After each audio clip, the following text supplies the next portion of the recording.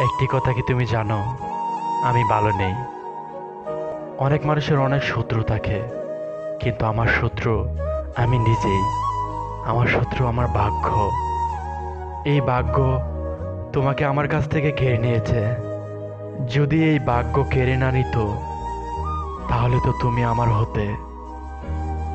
মাঝে মাঝে তোমার কথা মনে হলে নিজেকে আটকাতে পারি না।